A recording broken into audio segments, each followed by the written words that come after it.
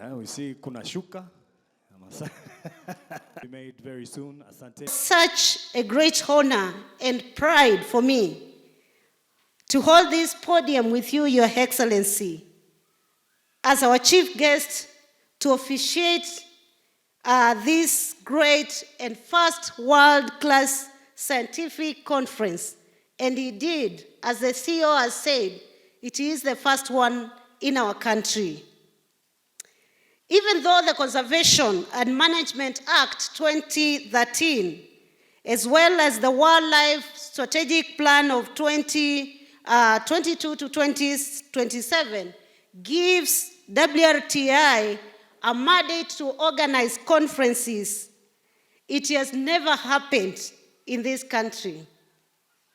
And therefore, I want to take this opportunity to congratulate the management of WRTI together with KWS for organizing this first conference in this country. It's also such a great milestone for us as a nation. I was here, Your Excellency, 2 months ago to yet crack another milestone in this country that has never happened, when we launched the National Wildlife Research Agenda, the first one in the country since the inception of my ministry. Your Excellency, again, it's only 2 weeks when we had Kenya hosted the Africa Climate Summit in Nairobi. And we feel so much honored today to congregate nationalities of more than 25 countries, and we Kenyans, as we say, welcome home, Kenya, the cradle of mankind, where it all began. And if we go back to the cradle of man, really, it is research that has brought this nation to be known as cradle of mankind. And therefore, your efforts, honorable researchers, has led this nation to be honored in the world as a cradle of mankind, just because 6 million years ago, a researcher found it worthy to go down to the lonely villages of Turkana and dig deep and get the fossils of the first human man to have existed in the continent. I congratulate you. This conference would not have been held in another time, such as this, just when Kenya has hosted the Africa Climate Summit, and just when WRTI has launched our first national wildlife research agenda. I want to concur with your theme, use of wildlife science for enhanced biodiversity conservation, improved livelihoods, and say that it reflects a relationship between science, policy, management, and livelihood. And more so, will provide us with solutions, as the chair of WRTI has just said, for us to close the gaps that exist between the information that we gather from research, the data, and the policy making, as well as management. But more so addressing the challenges that has encompassed us in the area of wildlife and biodiversity management. Despite the challenges in the wildlife sector, several achievements have been recorded over the years. This includes stabilizing the elephant and the black rhino populations, following unprecedented levels of poaching in the 1970s through to the 1990s. These species have recorded significant growth in the past years, and mortalities from poaching reduced significantly. In addition, several initiatives have secured key wildlife dispersal areas and migratory corridors, particularly through establishment of community conservancies, while the wildlife-dependent tourism industry continues to bring in the much-needed foreign exchange. However, we must remain vigilant to ensure the gains are sustained. Ladies and gentlemen, I wish you very fruitful engagements in the next 3 days.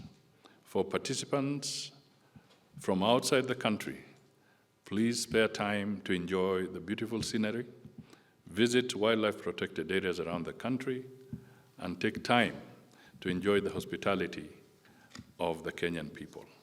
Thank you.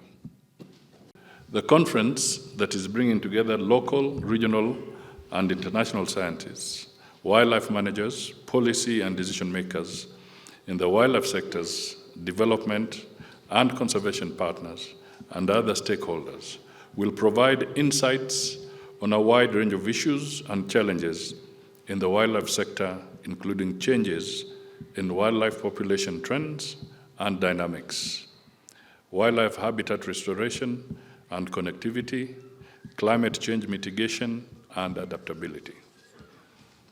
Other challenges include human-wildlife coexistence and natural capital accounting systems and payment for ecosystem services for socioeconomic benefits, among others.